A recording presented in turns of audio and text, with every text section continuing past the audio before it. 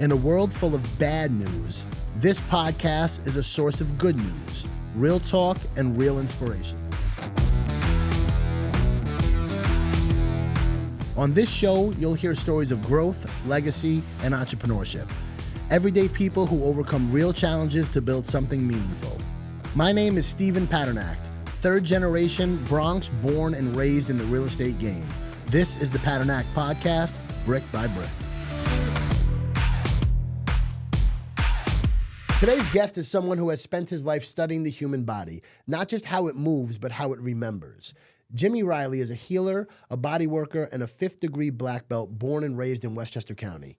He spent decades exploring pain as a communication, movement as identity, and martial arts as a pathway to self-understanding. From deep tissue bodywork and mobility development to Okinawan Goju-ryu karate at its highest levels, Jimmy blends tradition, science, and intuition, and philosophy into one's integrated system of human performance. This conversation dives into pain, embodiment, movement learning, and the fading relevance of traditional martial arts, and how someone who truly understands a craft can bring meaning back into it. This one will definitely make you feel differently about your body and maybe even your life. So, welcome, Jimmy. Thanks for having me, Steve. Welcome to the Padernacht Podcast. I'm very happy to be here. And it is perfect timing because we're shooting this not on Christmas, but it should be released Christmas week, and you are dressed for the occasion. Absolutely. Tell me a little bit about that hat. You said you've had it for a couple of years now. Yeah, when I was 16 years old, my mother gave me this hat, told me if I was going to be flying a sleigh, I need to have the proper gear. Really? Yes, sir. 25 years this year. And so I bet that hat has seen a lot of happy moments. It's a good thing it can't talk. Oh, this is going to be a fun one. Tell me just a little bit about Jimmy. Who is Jimmy? You're from Westchester County? I grew up in Pleasantville, New York. Okay. Yes. And school all throughout in Westchester County? Yep, I went to Bedford Road School, Pleasantville Middle School, Pleasantville High School. Okay, and I think you had told me that your college path was a bit different than the normal trajectory. You didn't necessarily do 4 years in a traditional college. I did 2 years at Manhattanville College in Purchase, New York. Okay. And then I left there to go to massage school at the Swedish Institute in Manhattan. And what was the decision for you to leave one college to go to another? So I wrote a research paper about reconstructive methods of ACL surgery. And when I turned it in at the end of the semester, they told me that it was no good. And I was very put off, and I was like, why was it no good? And what happened was they told me there was no one on the campus that had the knowledge to grade the paper for them or for me. And it was that moment that I knew that at least that was not the school for me. And when I was leaving a 4-year situation, I wanted to go to a more direct route. I didn't want to be in school for 5, 6, 7 years. And I'm very happy I did, because there's a lot of things I avoided, and I got right into work a lot faster than I would have. So you left college and you went into massage school. Is that correct? How did you know that massage school was something that you, like, I didn't even know massage school was a thing, to be honest. So how did you know that that was a path that you would want to go down? I was originally on a pre-physical therapy course, and the day I graduated high school, I started working in a physical therapy office. So it was the wellness and the therapeutic exercise and the hands-on modalities that really attracted me to physical therapy. And I knew that massage was a route I could take when I didn't want to be in school for so long. Well, I mean, if you're going to school for massage therapy, I imagine that you thought that you would want to become a massage therapist, right? Oh, sure. So the getting into massage therapy was something that is just part of who I am and who I always was. When I was a young kid, my grandfather injured his back. When I was a bit older, my father injured his back. And I would sit on their backs and rub them and tell them, one day I'm going to grow up and I'm going to be able to help you guys. Mm. So even as a small child, putting my hands on people in a way to try to help them feel better was just part of what I always did. Interesting. It's a strong sense of awareness to realize that at, I guess, if you're a sophomore in college or 18, 19 years old, that you're like, this is not the path for me, and let me go find my path that is going to speak to my heart, really. So very commendable. Did your parents support that decision, or was there some sort of friction there? I would imagine if I would have went back to my parents sophomore year and been like, hey, I'm leaving college, I'm going to go do something else, that they wouldn't have been so supportive. They were supportive. They might have been a little disappointed that I didn't want to finish 4-year school and go to grad school and all that stuff. But they also knew my personality and knew that I was going to pursue what I desired, regardless of how they felt about it. So realizing that, they kind of jumped on the bandwagon pretty quickly, turned their attitude around, and were very supportive once I was like, this is what I'm doing, and that's it. You're not changing my mind. And what's that path look like? So you go to massage school for how long? Massage school, the school I went to in particular, it's not this way for all schools, was a degree awarding program. So it was a 4-semester school. It was 4 consecutive semesters. So we knocked it out in 16 months instead of 2 full years. Okay, so it's almost like a accelerated program. Sure. Okay, and then what do? You go out and you get a job, or do you open up your own place? Like, what is the path? Okay, so first when I came out of school, I started working in a gym, and I immediately had a couple private clients, just a handful of people that I'd known through the physical therapy office. And since I was already working in the physical therapy office, I also had that avenue of client referrals. Okay. Was it one of these big sort of like Planet Fitness, LA Fitness gyms, or was it more of a boutique thing? Because like I don't really see that in the gym where there's almost like a physical therapist that's like on staff or, Sure. So it was some bigger gyms like the Sawmill River Club in Mount Kisco, New York. I wouldn't call it boutique. It's kind of like a racket club specialty. Okay. And then Club Fit in Briarcliff. They also have a location in Jefferson Valley. Okay. I was only in the Briarcliff location, but they're like very big gyms that offer a lot of things. Like the Lifetime Fitnesses now have massage. The Equinoxes have massage. So there's some big high-end gyms that have massage departments. And did you, this is kind of a funny question, but you don't when I see you, I don't see massage therapist. First of all, right now, I think I'm looking at fucking Santa Claus, right? But like, did you get that a lot? Like where you tell people you're a massage therapist and you're just like, yeah, all right, buddy. Well, there's that, and there was also a couple of times where like people thought they were on Punk'd. Where they walk in and you're the fucking guy. Well, I'd be working at a spa. I worked at a couple of spas over the years, and I would walk up to people at these very high-end spas and say, "Hi, I'm Jimmy. I'm going to be your massage therapist today," and they'd be like, "Are you kidding? You're kidding, right?" So in those. I guess in those semesters and when you got your degree, you were trained primarily in what version of massage therapy? Because the very limited amount that I know about massage therapy is that there are different, different versions of it for different types of pain. Sure. Just like physical therapy, there's a very wide range of things that are covered on the board exam. So to get your license in the state of New York, you have to cover a lot of different areas of massage. So when you come out of school, you're not necessarily trained in one aspect. You kind of like get permission to go to work when you come out of school and pass your boards. And then you kind of start to pursue things in a more focused fashion. Like a specialized way. Sure. Yep. And were you, I know martial arts plays a huge role in your life as well. Absolutely. As you just indicated on the outside. So tell me, how do the two blend? I mean, you are a 5th degree black belt? Correct. And so hold on, I don't want to just overstate that, right? So you're a 5th degree black belt, right? And then you decide, when did you get your 5th degree black belt? Was that before or after you were on the massage therapy? Oh, so the style of karate that I train, you can't get a black belt until you're 16 years old at the minimum. So there was no childhood black belt for me. It was a long road of, you're not getting any promotion for a while because you're not allowed to. Is that not the norm? Well, if you pay attention to some martial arts schools, especially if you have children, know people that have children that are 8th degree black belts at 10 years old, that's like a fairy tale situation. That's not real life. That seems crazy to me that you're an 8th degree black belt at 10 years old. You're not even fully developed as a person. I may have gone a little bit overboard saying 8th degree, okay. but you hear like 2nd degree, 3rd degree for children. And, children don't have a realistic concept of what physical fighting is unless it's with their siblings. So like it's a little bit out of anger, but it's more out of just like, brotherly love. Mm-hmm. Yeah. And it's a totally different situation of being in a real life threatening situation. And you, so you started karate. I want you to tell the story because we talked about this in our pre-call about what originally got you into martial arts. Absolutely. Please tell me more. When I was 4 years old, I was at a babysitter's house and she popped in the Karate Kid. Which one? The first one, of course. First one, okay. Come on. All right, with the skeletons. Absolutely. With the dressed as skeletons. That's right. Halloween, baby. Going as a shower. But when I was watching that movie, there is the appeal of Daniel and going from weak to strong and winning the tournament.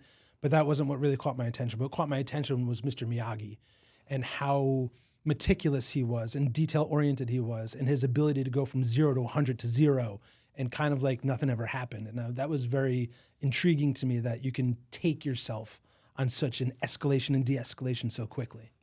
And so did you start karate immediately? I tried. My dad's friend was teaching karate, and he brought me in, and he said, no, bring Jimmy back when he's 5. Mm-hmm. Went back when I was 5, and the first day of class, I said, the guy that created our style of karate, his name was Miyagi. And I just like, well, this is the rest of my life. Mm-hmm. This is the rest of my life. And so Mr. Miyagi and the Okinawan Goju-ryu Nailed it. style of karate is a real thing from Karate Kid? Absolutely. Really? Yes, sir. So like with the bonsai tree and all that stuff, like that's like for real, or is that kind of... Well, so all dojos, individual dojos within the style, can have their own logo. So the bonsai tree was representative of Miyagi-Do, which would have been a branch of Goju Karate. Goju Karate doesn't necessarily have a single representative logo or icon. Tell me more about the style of karate. Is that, were you, you kind of fell into that, right? Like if you walked into a different dojo, you would have studied a different form of martial arts. Is that accurate? I think so. And so, but immediately you went there and the correlation was made between Mr. Miyagi, the Okinawan situation, and you're like, wait a second, this is why I joined. Yeah, the sensei there, he pointed up on the wall and he said, that picture right there, that man's name is Chojin Miyagi. And I looked at him like that and he said, yeah, Miyagi created our style of karate. I was just taken away. I was totally taken away by it. Did you find that you were sort of an outlier from maybe some your group of friends? Because I mean, listen, I didn't know anybody when I was 5, 6, 7, 8 until I didn't know. I don't know too many people that studied karate ever, to be honest. But for me, growing up in the Bronx, like karate wasn't a thing, right? Like I watched Karate Kid, I loved Karate Kid. The crane kick and all that. Break his legs, like I loved all that shit. But like it just wasn't Put a him thing. in a body bag. Yeah, I really thought it was just like a thing out in Cali and like these surfer dudes or whatever it was, like in the valley or whatever. Like, so did you find that there was a large group of people that you were able to relate to, or were you kind of like an outlier when you went to school every day? Specifically to martial arts, definitely an outlier, but I also played a ton of different sports. So I was like in with all the athletic kids, and I didn't feel like I was missing out on anything by having to go to karate because I loved it so much. Mm-hmm. And what other sports did you play? Football, lacrosse, and I played hockey for a bunch of years growing up as a kid. I would imagine that playing all those sports and having the background in martial arts would give you a leg up on everybody else, because like one thing that people don't focus on, I think, enough is mobility. And there's so many injuries that you get injured from not stretching. Like it's hard to get kids to stretch before they work out or whatever the case may be. So I would imagine that would give you a leg up when it came to playing those sports. I think it definitely helped me out in terms of avoiding injury over the years. In terms of a leg up, when you're a kid, athleticism is a very real thing. The athletic kids stand out.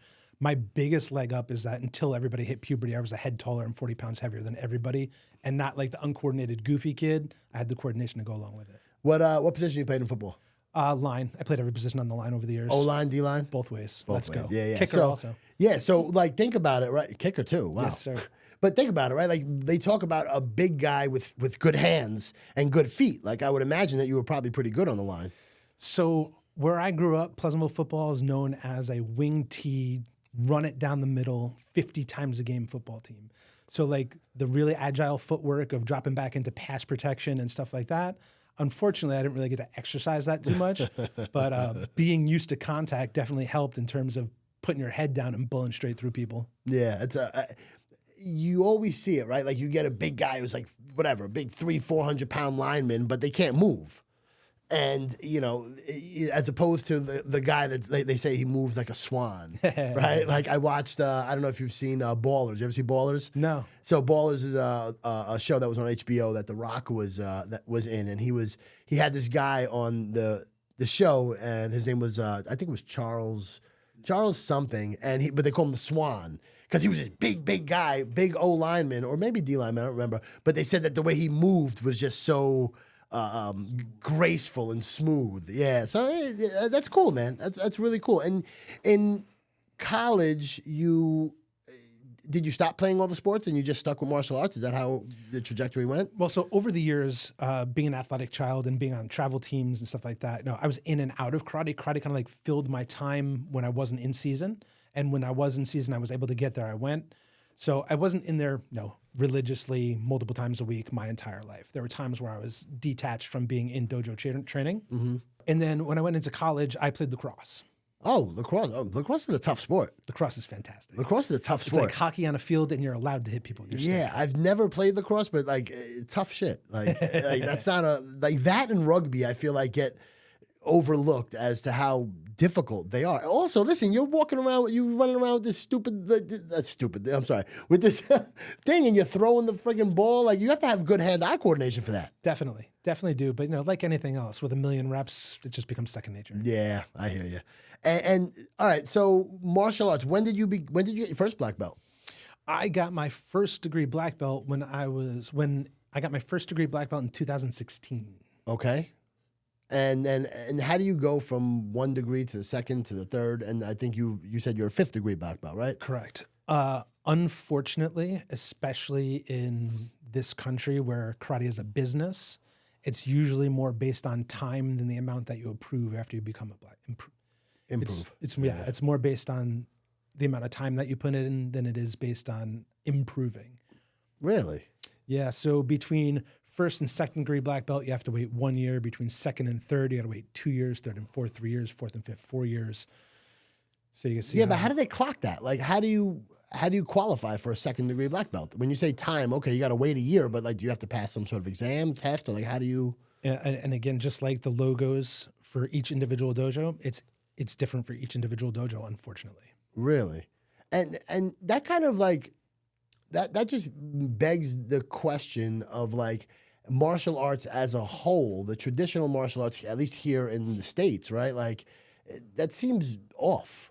Like, it just seems to me like if every dojo could kind of just determine their own standards for becoming a black belt and a second degree and a third degree and a fourth degree, like, how is that level the playing field? And if like somebody says that they're a 5th degree black belt, such as yourself, and listen, you just showed me outside that, and I'm not trying to doubt that, but like, as a playing field, and like when you have like, I guess you guys have competitions, how does martial arts, or how do people say like, oh, you know what, my 5th degree is better than your 5th degree?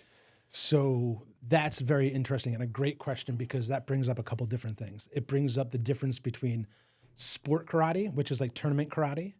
It brings up the sport fighting aspect of martial arts, and it brings up the true self-defense aspect of martial arts. Now, to kind of circle back a little bit to the black belt specifically, there's also the part of it where once you're a 1st degree black belt, and you could even buy a black belt and not be a black belt yet and just go open a dojo. There is absolutely no qualifications or standards to open up a martial arts school other than saying, I'm teaching martial arts now. Wait, there's no like National Martial Arts Association or something? There are, but they don't qualify you to become a teacher. They exist to say you're part of an organization. Like, I've quit my formal organization for various reasons, but that was called the Goju-ryu Kenkyukai, which means a research group. And I can still do whatever the heck I want. So you could open up your own dojo right now? I'm actually more free now to do whatever I want than I was as part of the organization. And this is where the people at the top of the organizations of real traditional martial arts that really root back to Japan and Okinawa have a stranglehold on the relevance of karate to the entire world, because they determine who is a worthwhile teacher, and they give you permission to teach. And that's where a lot of people start to stray away. Like, I'm sure you've heard there's Bruce Lee's Jeet Kune Do, right? Yes. How many Jeet Kune Do schools are out there? I don't know. Not really that many, because there weren't that many people that were good at it. And then once he passed, there was nobody to say or have direction over who can do what. Interesting. So I want to dive a little deeper into the 3 different areas of martial arts. You said there is sport, right? Then you said there's sport is tournament, right? So let's call it tournament, sport as in sport fighting. Yep. And then true self-defense. Okay, so walk me through. So tournament's easy. That's like Karate Kid. Tournament's easy. Yep. That's Karate Kid. Yep. Right. And tournament is great. It's very important to be good at your kata. I enjoy doing kata. The biggest problem with that is a lot of people can't translate the kata to live action. Wait, what is the kata? The kata is the forms. Okay. a predetermined set of blocks, kicks, and punches that are done in a particular order. There's a whole bunch of them with different names. And that is what the acceptable form of martial arts is in tournaments. Yes, but there's also, most tournaments are multidisciplinary in terms of different styles of karate. So you might go to a tournament and there's a person doing a Shotokan kata, and then a person doing a Goju-ryu kata, and then a person doing some other styles. And they could be fighting against each other. They're not fighting right now. They're just doing their kata. They're just performing. Oh, okay. But They're just performing. Yeah, but like Karate Kid, they're fighting against each other. So that's one aspect. So then they have tournament point fighting. Ah, that's what I'm thinking of. Okay. Point. So in Karate Kid, They take away a point below the belt. Yeah, all that shit. Yeah, that's right. That's what I know. So I watched a lot of Karate Kid, man. Even the next generations, like with Jackie Chan and all and the girl. They had the one with the girl too. The next Karate Kid. Yeah, That's right. yeah, And the Cobra Kai. And Cobra Kai show. Ooh, That was fantastic. it was It was fantastic. cheesy, but I loved it. It was exactly. It was fantastic in a very cheesy way, and it brought me back to my childhood, which is what I enjoyed. I think they went a bit overboard with all the extra seasons and all that stuff. Like I would have been good with the one season, but anyway. Okay, so let's go. I'm happy Ralph Macchio got another moment. I am too. I like Ralph Macchio. Okay, so point. So very interestingly, in karate tournament fighting, in the Karate Kid, there was a lot of contact allowed. Yes. In most modern tournaments, you get penalized for excessive contact to any part of the body. You're supposed to show that you're able to make the strike, but pull the strike without actually making contact. Really? So you don't really get punched in the face? No. But the benefit to practicing tournament karate is it makes you very fast at entering and exiting. Oh, yeah. So there's a definite benefit to it, but also if you don't know how to get hit or you can't take a hit, your tournament fighting isn't going to translate to anything where someone's going to hit you. Okay. All right. So that covers sport/tournament. Then there is true self-defense. What's the third? A sport fighting, like UFC, MMA. Oh, okay. Good. Okay. So tell me a little bit more about that. That is, those are all various different forms of martial arts, right? Sure. So you got two greats in the UFC, right? You got George St. Pierre, karate black belt, and Stephen Wonderboy Thompson, another karate black belt. And when you watch them fight, their entries and exits are so quick, and it's very hard to deal with that. That's kind of like the best way it would translate into MMA and sport fighting. The other thing about sport fighting that differentiates from self-defense is in sport fighting, you keep a distance. There's an entertainment component to it, and there's a lot of distance to cover and get back out, and you can back out. Now, if we kind of switch over to true self-defense, if you're truly in danger, you need to engage, and it needs to finish before you disengage, unless you think you can engage, separate, and get away. Right? So there's no engaging and then disengaging and re-engaging and disengaging. It just creates too much opportunity for danger and too much opportunity for your adversary to grab a weapon, a brick, a chair, and anything and use it against you. So engage, finish. Correct. Or engage and create a separation where you're comfortable, where you can turn your back and run. There's nothing wrong with that. Yeah. Well, I mean, yeah. Nothing wrong with that. Nothing wrong with running. Listen, I'm not the guy to say like I'm the toughest guy in the world, but yeah, I mean, listen, if you got to run, you got to run. You gotta make sure you can run faster than the other guy, though. Exactly. My problem is I'm slow. I ain't running away from nobody. Have you ever been in a situation, and feel free not to go into great detail, where somebody kind of like, maybe just out and about, maybe you're out at the bar or whatever, and somebody, kind of said something stupid to you or swung on you or did something and you had to use your martial arts and everybody was like, oh shit. So I was a bouncer for a long time. Okay. That makes sense. That tracks. So big guy, martial arts. As a bouncer, there's a big misconception of what your job really is. Your job really is to maintain safety for yourself and the people in your establishment. So when something happens and the bouncers need to act, your act isn't supposed to be to try to hurt the person that's been bad and needs to get out of there. Try to keep them as safe as possible, the crowd as safe as possible while you get them out. I agree 1,000%. And that's a good bouncer. So there are lots of things that I use in that situation. There was a couple times as a younger man where, I would never start a fight, never ever. But I had some friends that loved to fight. And, when you do some stuff in front of people that never seen you do some stuff and don't even know you're capable of some stuff, they're like, oh. Mm-hmm. Oh, that's what you've been doing in your pajamas. Oh, you're not just kicking in the air, are you? No, that's not what I do. Is there a sense of, I guess, like, do you get scared, like, that maybe you would use your skills in a way that might actually like really potentially hurt somebody? And does that play a factor sometimes? So to that, I have to say it depends on what the situation is, right? I'm not going to take it to that level. When you have enough experience, you know how to neutralize, you know how to control a situation in a way so that it doesn't have to over-escalate, right? If the over-escalation is going to come from the other person's aggression and coming back towards me, or if they continue to do X, I now need to do Y. And part of being someone that is willing to get into a physical exchange is accepting that you might have to hurt somebody. Now, I don't want to. I say this all the time. I would rather hug the entire world than hurt anybody. But if you're going to over-aggress me, you're going to be shocked at what comes back your way. Do you think that and again, you're giving me a real education in martial arts, because like I had no idea. I never thought about it, right? Like, so, the traditional between like you using it for self-defense, point fighting, and then, for MMA.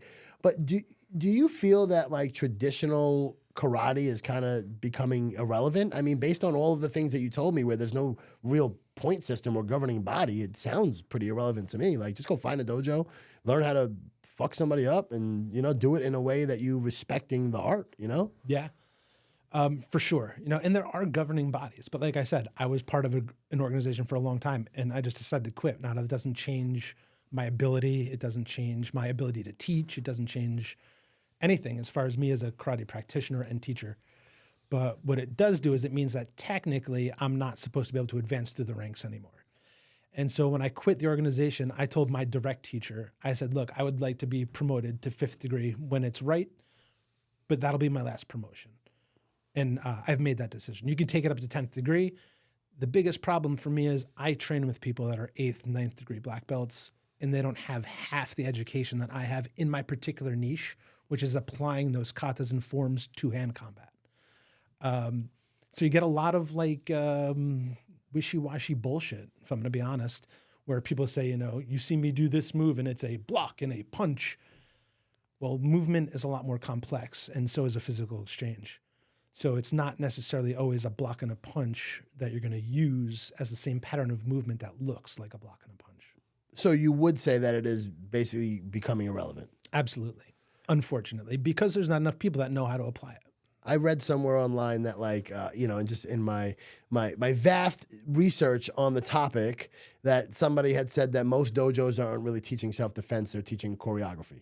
Sure. Would you agree with that? I agree with that 100%. I've worked out with people, you watch them execute their forms and you're like, man, that guy's got to be so powerful. But then when it comes to crossing arms, it's like working out with a rag doll. And now that kind of me goes to like a dancer. Like you can watch a good pop and lock dancer and it looks like they're putting so much power into those pops, but that doesn't mean they can fight, right? So executing a martial arts form with a lot of power and a lot of pop makes you look powerful, but it doesn't mean that you can take it to another body. How does one bridge that gap between being able to have the execution of it, but also have the power behind it? Oh, so power is fantastic. Power is one of my most favorite things to work on in karate, because most people want to think that their power comes from a strong chest or strong arms. But if you look at the equation for force, it's mass times acceleration. Mass times, yeah, okay. It's moving mass and making it move faster as quickly as you can and incorporating as much of your mass as you can into that acceleration. So developing power has more to do with coordination and understanding your connection to the floor than it does being a strong person in a gym. So relation to your floor, meaning that you have to have the right balance? So balance is definitely a component of it, but I mean more so knowing how to move your feet against the floor to make your body move. Oh, okay. So if you were to stand still and put one foot forward, say like maybe a foot's width ahead of your other foot, how far can you travel without moving your feet? How far can your torso move forwards and backwards without your feet moving off the floor? If you were to stand there, put one foot in front of the other, I mean, you could probably move, I don't know, maybe a couple inches. You'd be surprised how far you can move. And it's not necessarily about how far you can move. It's about having that distance be the power generation distance and timing your strike so that it is happening while your whole mass is moving. right? So throwing this isn't going to do anything, but throwing this will do a lot more, right? Because the whole mass of my body is moving with my arm. Yep. Wow. How do you train people on martial arts? I do. You do, and are you you do that privately? I do it privately. Yep, mostly one-on-one, small groups. Okay, yeah, I remember we were talking about you were offering self-defense classes. Yes, sir. Is that something that you do often? I would like to do it more often, but I just don't have the time to really do it too much more often than I am right now. And I will also discontinue working with people. It's not a money-making thing for me. It's a passion thing for me. And if we're not on the same path and we're not on the same thought process as to why we're training and how we're training, it's just not the right fit. So I imagine that there is some sort of a consultation that you do first where you have a conversation with somebody and like, okay, so you're asking me to teach you this. Tell me, why do you want to learn this?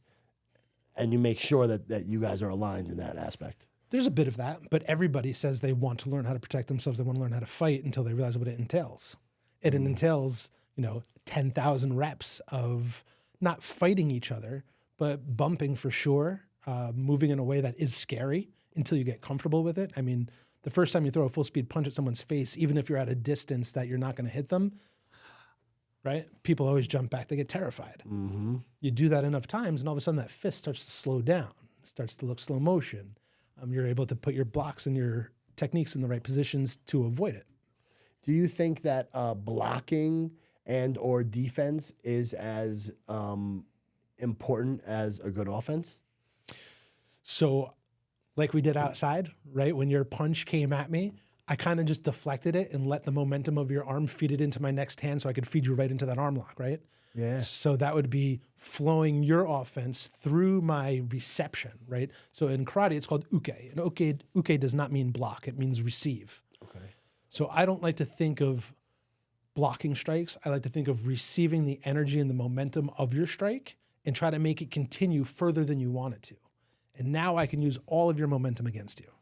Interesting. Wow. Okay. And let's switch topics just a little bit and get into massage therapy, right? Because I feel like they're kind of very different worlds, but there is some overlap. Lots of overlap. How do you see, where do you see the overlap? So since we already talked about it, one of the most significant overlaps is in generating power, right? A good massage stroke, I should say a bad massage stroke, is pushing with your fingers or your hands. It feels very differently than if I start to shift my weight through my hand into your body. So when we talked about that movement over your base and the connection, so I like to think of it as driving my weight through a massage stroke, just like you would drive your weight through a strike in martial arts. The difference being your intention, right? Of course. I feel like intention is one of the most powerful things that exists. And when you're in a physical confrontational situation, your intention is to do damage. When you're working with somebody doing body work, my intention is to heal and to support.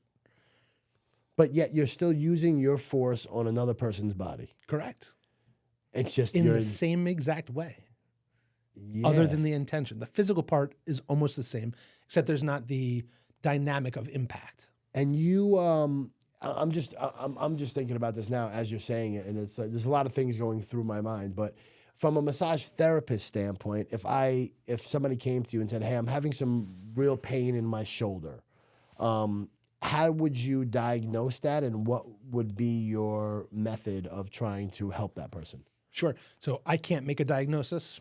It's not covered by my scope of practice. Understood. I can say your pain in your shoulder is probably a symptom of one of two things: a traumatic injury or a systemic imbalance.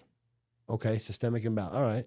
Right. So now we also got to talk about, in terms of what I do, we also got to talk about the movement part of it. So if you come to me with an injury, I need to figure out how your shoulder's moving.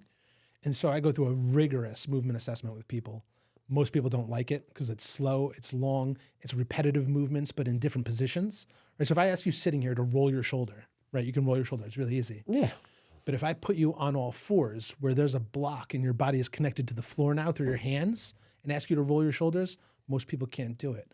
Why? Because they have a poor proprioceptive understanding of where they are in space and what they need to do and what parts of their body need to relax to accomplish movement. Interesting. And you would only be able to determine that and how the body moves by putting them in these uncomfortable positions or putting them in positions that they're not. Like, I could roll my shoulder, right? I could roll my shoulder. I can lift my arm up. But you're saying that, like, you're going to put me in a position and that will really determine the strength or the, I guess, the amount of mobility that I have in that shoulder. Sure, absolutely. And here's another way to look at it. So if you were standing and I asked you to stand on one foot, and the foot that you raised, I asked you to move backwards in space. Really easy to do, right? I mean, yeah, relatively easy, yeah. It should be for a healthy person. Now if I asked you to move the foot on the floor backwards in space, how does that mess with your mind? Wait, but what if you only have one foot on the floor and you're telling me to move that foot backwards in space? I mean, what am I, moonwalking? Like, how am I doing that? Or hopping? Am I going to hop backwards? Like... No. So what's going to happen is if you push backwards with your foot against the floor, your upper body, your torso will hinge forward to compensate for the fact that it's connected to the floor if you allow it to. Yeah. So I'm like practicing right now. Like I feel a lot of tension in my hamstring when I do that and in my calf when I'm doing that. Wow. So think of a deadlift. Okay. Yeah. Right? You're engaging what's connected to the floor to get your torso to hinge upwards.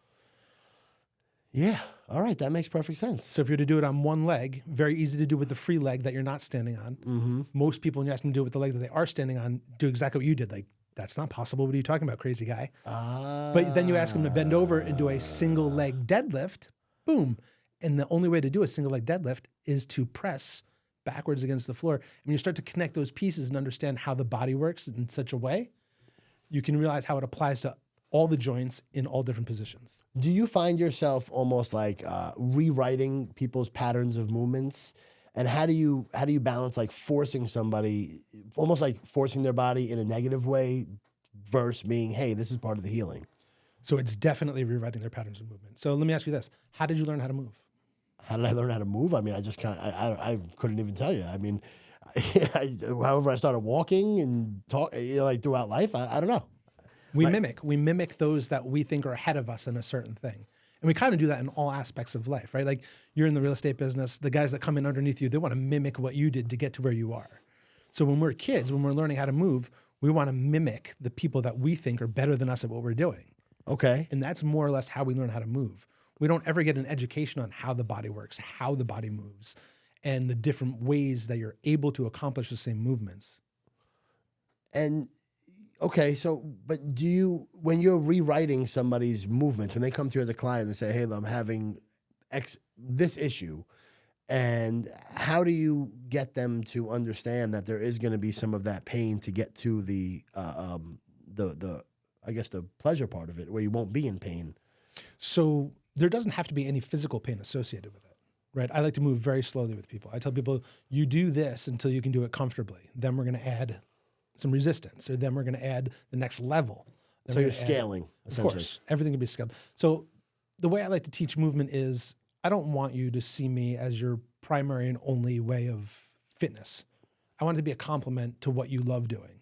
If you're a weightlifter, let's complement your weightlifting with making sure you can move well. So you can weightlift for much longer. Interesting. Do you think that, what do you think is more important, being mobile or being flexible? So as I would define it, flexibility is how much range of motion you can cover. Mobility is how much range of motion you have control over. Interesting. So if you are over flexible and you don't have control over parts of that range of motion, that's when you're most vulnerable to injury. Interesting. So you think mobility is more important than the flexibility aspect? I think you want your mobility to match your flexible range. Okay. All right, that makes sense. So you don't want to be inflexible and mobile within that small range. That's not good. You also don't want to be overly flexible with no control at your end ranges. That's not good. You want to be in a healthy range of motion with full control over the entire range. And if we're talking the massage therapy and deep tissue massage, how does that help you get more mobility? Great question. So now we have to define deep tissue massage. Yeah, right. Sure. When I ask people, what do you think of when you think of a deep tissue massage? Like, what thoughts come to mind? I can honestly, there's only one thought. When I think of deep tissue massage, I think pain And I am the guy that goes in there and says, I want the pain scale to be lower than 5, but I want to feel amazing when I walk out of here. They fucking hate me. So I think digging and grinding on tissues, unless it's like scar tissue related where you really need to get that mobilized, otherwise it's going to become a problem, is a very poor way of executing body work. I like to think of deep tissue as, so your traps are a very superficial muscle, right? They sit up on top of your shoulders. Yeah. And then there's muscles underneath the traps. Well, we got to get through the traps. We got to move the traps. We got to get to those muscles underneath. Those are the deeper tissue layers. That's why it's so painful. No, right? It does not have to be painful. No, the painful part comes from the digging and grinding. Interesting. And how does that so how does a massage, by the digging and the grinding, whatever it may be, how does that help you feel better? Like, that's what I've never really understood, right? Like, I know that when I get a massage, I feel better. But like, why is that? Why do I have to go through and again, you said I don't have to go through the pain, but most of the time I do. Why is that? And I imagine that's a common thing. I'm not like this random, why is it that getting a massage sometimes is painful but you feel so much better on the other side? So the pain can come in a couple different ways. One, it can come because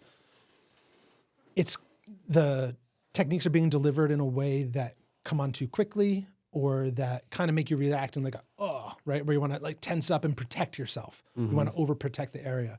When you're trying to tense up and overprotect yourself, that's going to make it hurt more, right? So you want to be able to breathe through it, want to be able to relax through it. Getting people from the sympathetic state to the parasympathetic state where they're totally relaxed and just on board to receive and rest allows you to do much deeper work in a much more comfortable way. And like I was saying with the traps, right? So if I wanted to work into your supraspinatus, which is a rotator cuff muscle which lies underneath the traps, I would move your traps out of the way through some myofascial release. Now, myofascial release, technical term, a lot of people love that phrase. That's kind of like peeling the layers apart. So instead of working through your trap, I can get those muscles separated from each other and then directly access the supraspinatus. That's safe?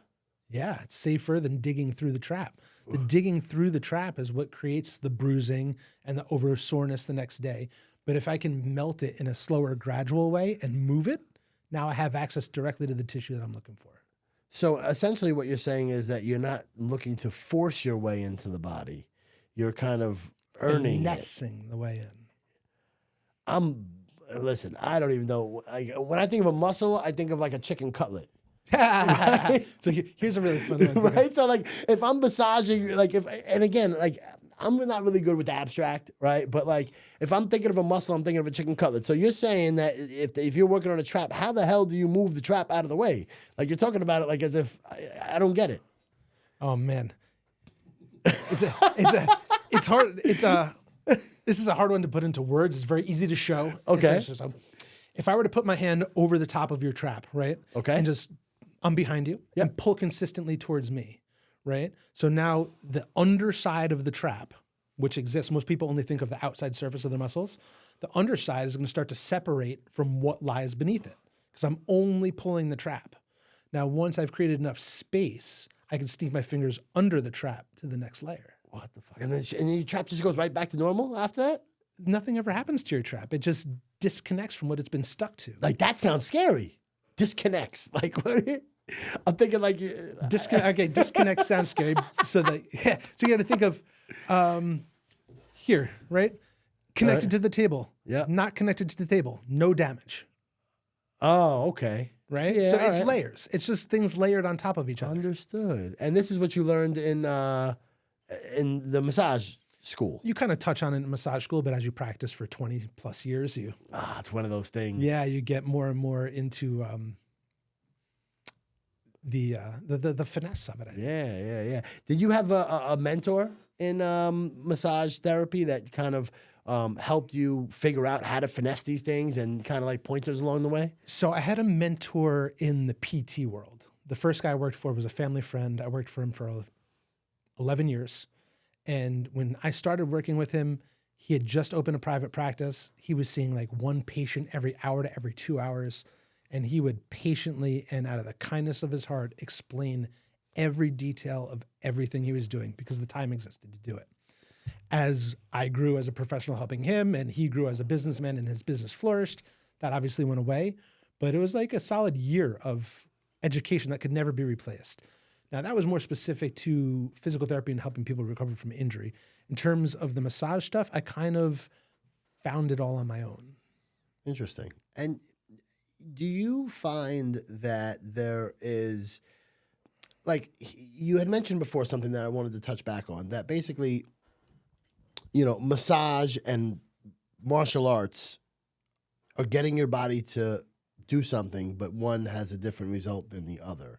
How do you teach people that? And when they come to you and whether they're looking to fight or looking to get healed, how do you teach them basically like, hey, look, it's the same as fighting or it's the same as massage therapy, but we're just looking for a different outcome?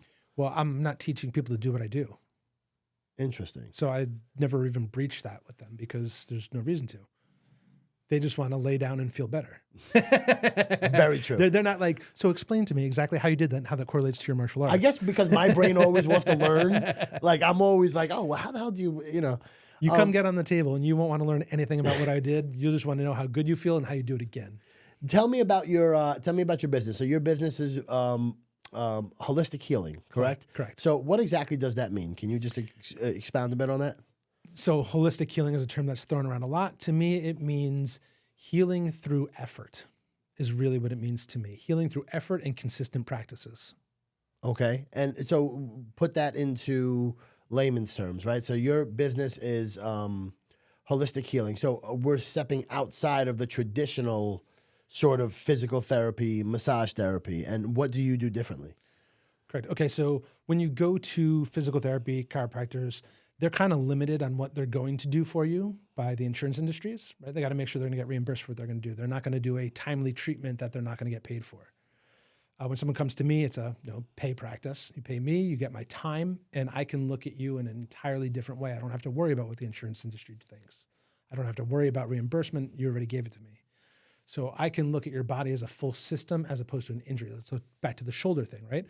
So a lot of times your shoulder pain, or can we use the hip? Let's use the hip. Sure. Yeah. Or the low back. Low back's even better because everybody's got back pain. Yeah, lower back's cool.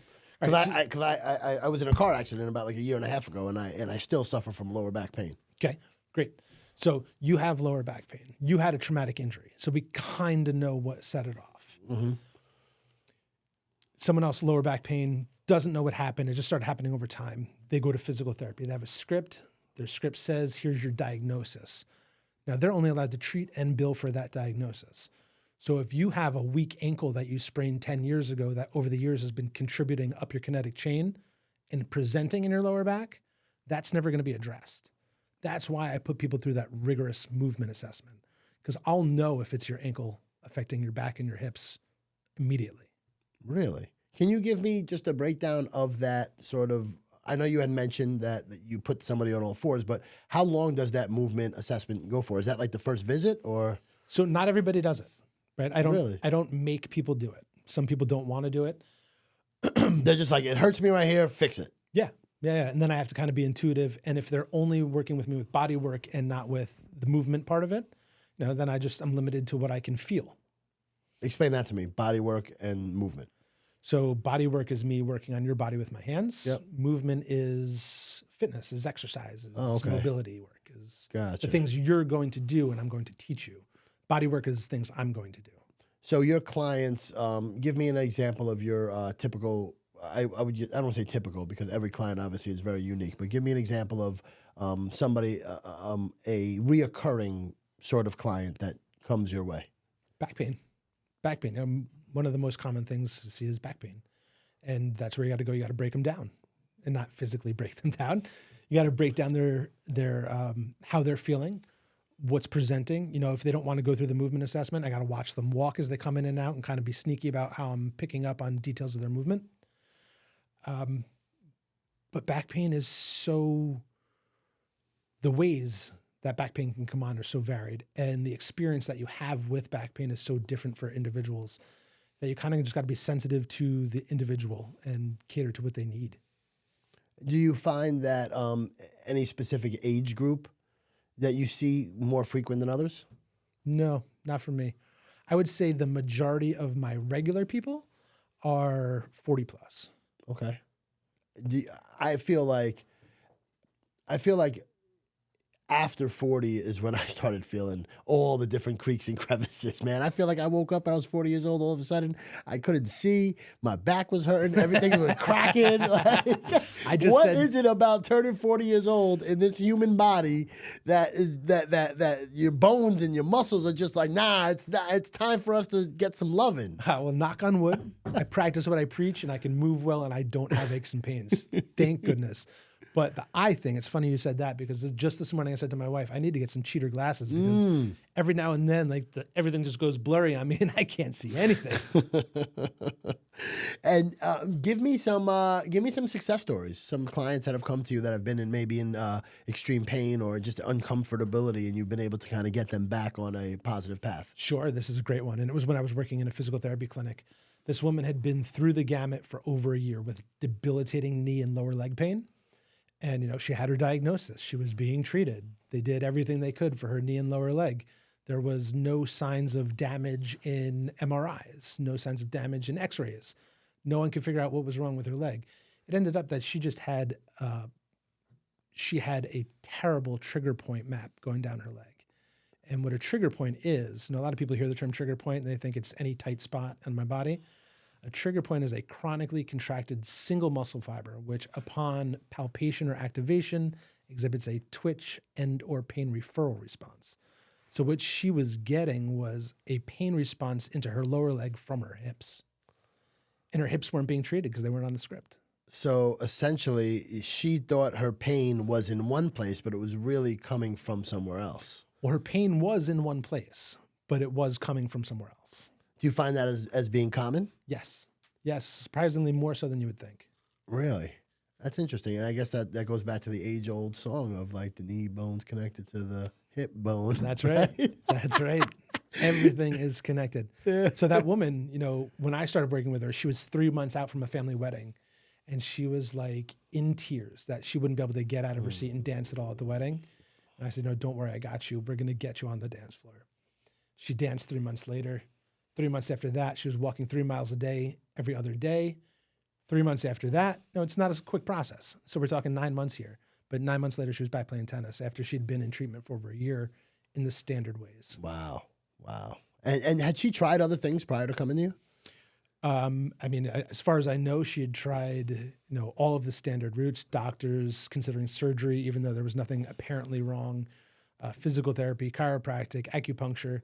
And I'm not saying I'm the end all be all for everyone, but I would like to say that I definitely look at people as more of a full system than, oh, your lower leg hurts. Let's look at your lower leg. Which is the holistic approach that we talk about. You're not looking at it through the standard medical terms that somebody would look at a patient. Well, holistic, again, we'll expand on that a little bit more, I think is more of not swallowing pills, straying from the norm, is being more natural about it. And one of the things we miss a lot is just moving regularly and moving correctly. Tell me more about moving correctly. Because if I've never learned how to move, I just mimic somebody, to your point, my whole life. How do I even know I'm doing it incorrectly? Would pain be the identifier? Like if I'm starting to get pain in a certain place?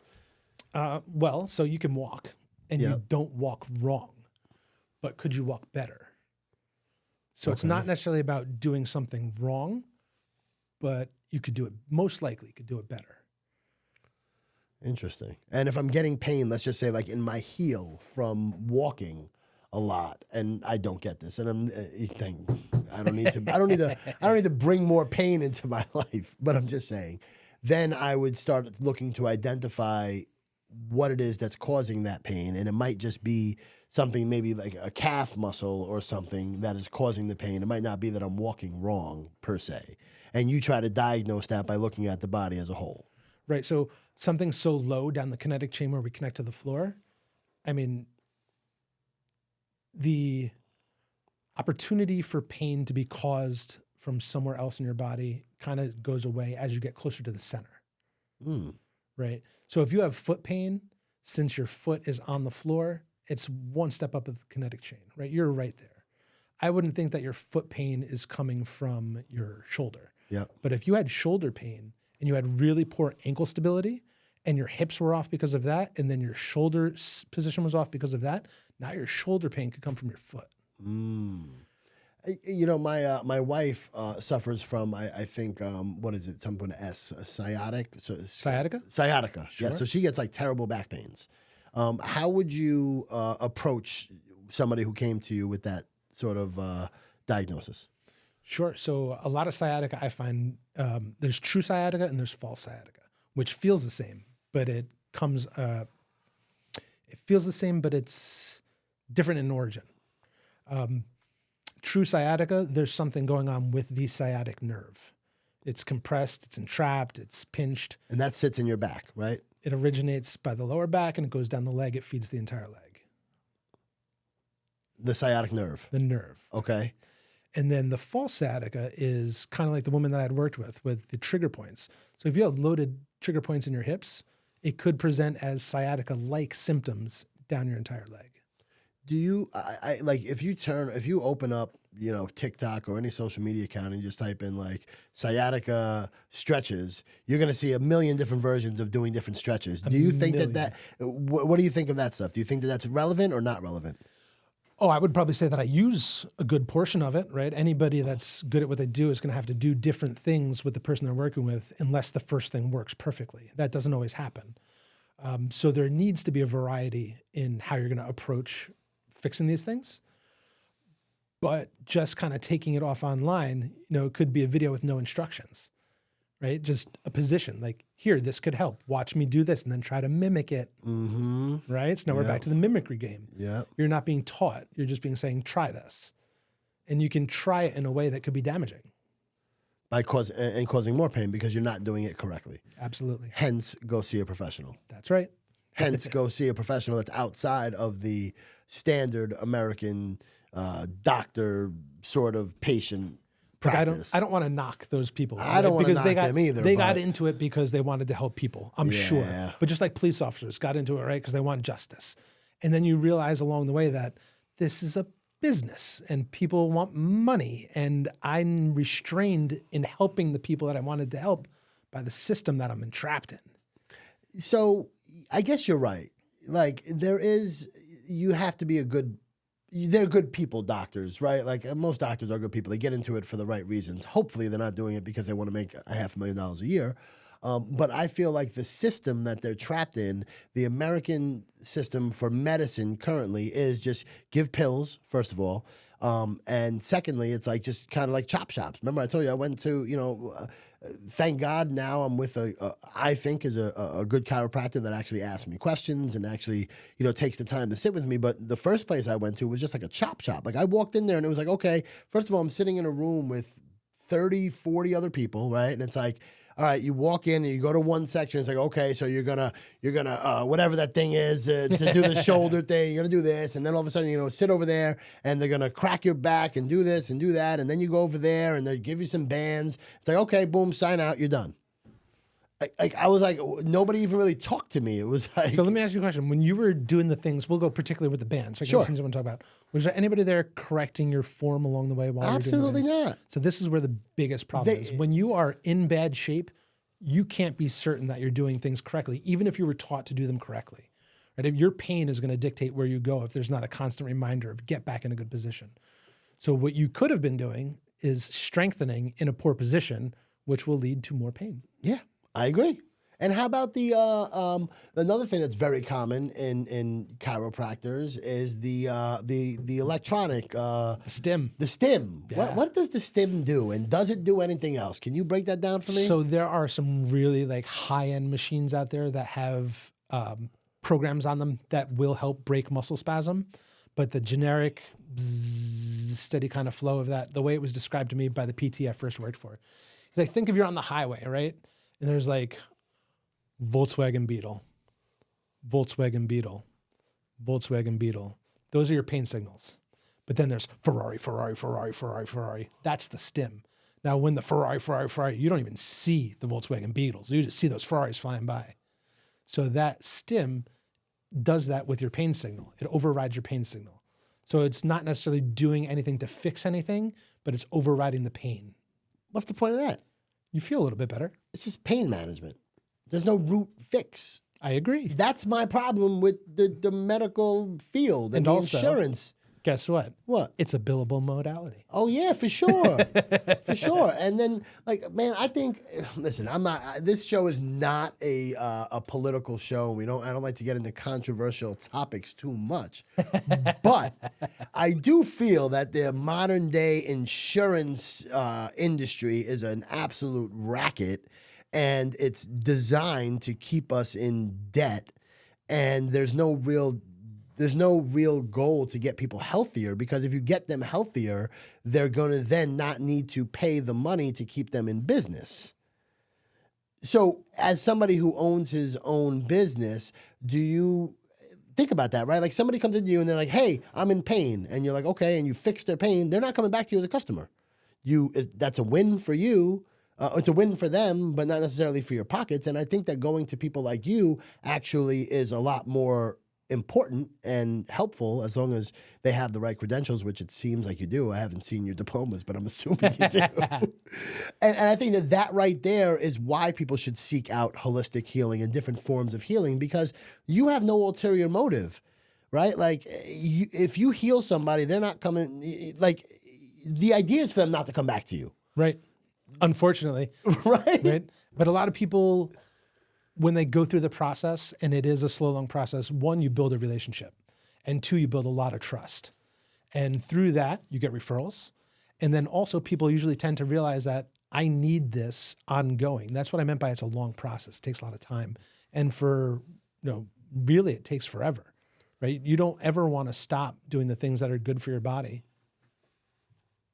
What do you recommend to somebody for daily pain management habits, or things that they could do to avoid maybe being in pain? I know you had mentioned walking before. Your average 30-something-year-old male or female that is in relatively good shape, what do you recommend them to do to avoid pain or pain avoidance? First, get into healthy ranges of motion at all your joints. Two, identify any imbalances that are throwing your body off structurally. And three, get in a good mobility routine, which includes strengthening. So a good mobility routine, can you walk me through what that would look like? Oh, geez, there's a million different ways to go about a good mobility routine. For me, I have a set of movements that I do every day. It takes me about 30 minutes, and it engages, activates, and strengthens pretty much everything from head to toe. So we're talking about not stretching per se, but stretching and moving your body intentionally in a good direction.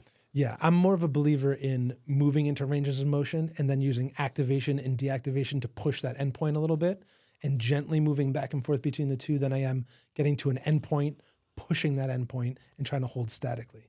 Because we have a reflex that's built in that if you overstretch, it will result in tightening. And how do you know when you're overstretching? A lot of people don't. A lot of people think that if I push through this pain, it's going to get better. If you're stretching into pain, it's probably not going to get better. Gotcha. So when you're stretching and you feel that pain, you should probably stop at that point and not continue to push past it. I would say stop where you feel a strong but comfortable stretch and don't get to the point of pain. You know, something that I struggle with a lot is I feel like I'm constantly like pulling my groin. What do you recommend? What's your groin flexibility like? I have no idea. I mean, but like, no, I was half joking, but half serious. Like every year, you know, I play softball, right? So like every year, once or twice, I pull a hammy and I pull a groin. Every year, like clockwork. Any idea what I could do to maybe avoid that? Prepare better. Okay. Give me an idea. How do you prepare? How do I normally prepare? Yeah. I mean, I do, like, what's my routine? Yep. You're going to softball. What are you doing before you get there? All right. So before I get there, well, usually softball's at night, right? So I'm working all day, right? So usually in the morning, whatever, go to the gym, right? Then go to work. And then let's pause for a second. What do you do at the gym? I guess it depends on that day, right? So usually it's some form of strength training. So we're strength focused while we're at the gym. Yes. What do you do before you work out at the gym? So I have a 15 to 20 minute my mobility module, my daily one, right? So, and it consists of some band stretching to get my shoulders loosened, a lot of lower body, like hamstring stuff, right? Like I do like good mornings, I'm doing a lot of. So you're diving right into exercises, resisted exercises as your warm up. Yes. You're diving into resisted exercises as your warm up. Yeah, but walk me through that. Okay, explain that to me. What I mean is you're putting a load on your tissues before you get them moving. Yeah. That's not what you're supposed to be doing? No, you want to get them moving. You want to get them warm. You want to get blood flow to them before you start putting a load on them. So tell me what I should do differently. What you would recommend me do differently. What should... Think yoga-esque. I like yoga. I love yoga. I love hot yoga. Me too. Yeah. It's unfortunate how many mats and towels I go through when I'm there, but it certainly feels good. Think yoga-esque, right? You want to activate and deactivate. So if we can do something sitting here, let's see. Let's go with chest, right? So you can put your hand right against the table and push into the table. Okay. Without a load and just statically hold, right? You feel your chest activate? Yeah. Good, now deactivate and open your chest up. Yeah, now reactivate and deactivate and stretch it out a little bit. Now, this is a very silly way of demonstrating this while we're sitting here. If you put your hand on the table and you put yourself in a lowered position, you can pull through your lat and then push away through your trap. Pull through your lat and push away through your trap. So it's very gentle, but it's engaging and it's creating activation for that muscle before you dive into loading it. Gotcha. So the good morning is usually with a band behind, so I hold it here and then I just do like a stretch to get the hammies going. You're saying that is causing the resistance too early, that I should get some sort of blood flowing there first. Do you do any kind of like walk or bike or anything just to get blood flowing and things moving? I do not. So that would be a good place to start. I start with, so let me just think about this. So I start, boom, 10 banded stretches up front, 10 banded stretches up top, boom, good mornings. After that, I go into, what's the next one? So after that, I get down on the floor. I do the cat-cow. Then I do abductor stretch, right? So I'm one leg on the side here, and then I use a kettlebell to kind of build some resistance to loosen up the abductors. And then I do, I don't know I don't even know what the hell it's called, but it's called the greatest stretch in the world. Oh, yeah. You know, where you put, and then you know what I mean? And then I do that, right? So that's like pretty much my routine. And then I end with like a 2-minute stretch where like I try to spread my legs as far as possible on the wall, and I try to just stay in like a 2-minute sort of hold to see, I guess to loosen up my hamstrings. So all the things you're doing are great. I wouldn't say change anything. They're very good things to be doing. What you need to be paying attention to, especially when we're talking about the groin and the hamstrings, is your pelvic rotation. Okay. Right. So when you're deep into a groin stretch, your tailbone's probably turned upwards towards the ceiling, right? Because that takes some pressure off of things in your groin area that allow you to move further through the range of motion and feel like you're doing more. If you adjust that pelvic position, you're going to feel a deeper stretch way sooner. What does that mean? Different pelvic. Walk me through that again. I'm very interested in this. Okay, so sit up tall on your seat. All right. Right. So now I want you to like push your tailbone out and back towards the wall. Feel your back arch? Yeah. Okay, so that's probably where you get to when you're doing your adductor stretch with your legs spread, because it allows you to go way further into the stretch and feel better about what you're doing. Okay. Now, right from here, I want you to tuck your tail down towards the floor to feel your low back kind of flatten out a little bit. Yeah. So if you get into that position, it's called a posterior pelvic tilt. You're tilting your pelvis backwards. Oh, shit. That puts you in a better spinal alignment also, and it's going to make your stretches more true, more honest. Interesting. And you would recommend doing some sort of a walk or bike, like for 5 minutes, just to kind of get some blood flowing before? My favorite is the rower. I love the rower, man. Oh, That thing's head to toe.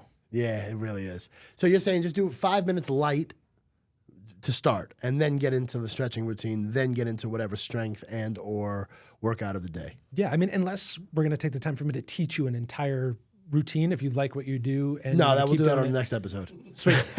Well, I mean, we can't even do it on an episode. We need room to move. I can't teach you talking. We have to get down we the could floor do a field episode. Let's do it. You coming, Claudio?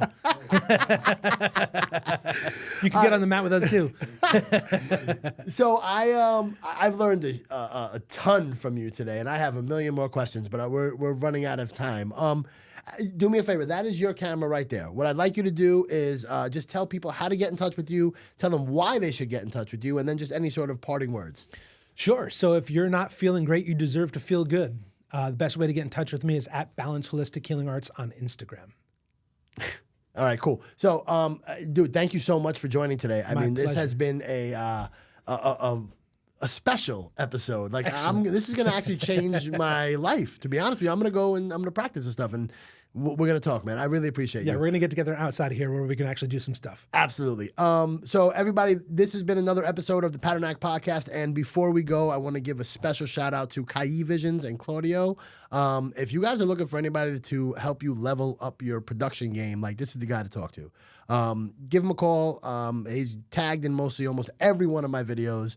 So reach out to him and just tell him that you heard his name on the Padernacht Podcast. Jimmy, thank you so much, dude. I really appreciate it. Thank you for having me. You guys have been another episode of the Padernacht Podcast, and I will see you guys next week. Oh, and by the way, Merry Christmas. Merry Christmas. Merry Christmas. This episode's going to come out right around Christmas. So I want to wish everybody a very, very, very Merry Christmas and Happy Holidays. And we're here with Santa Claus. Ho, ho, ho. Later, everybody. Peace.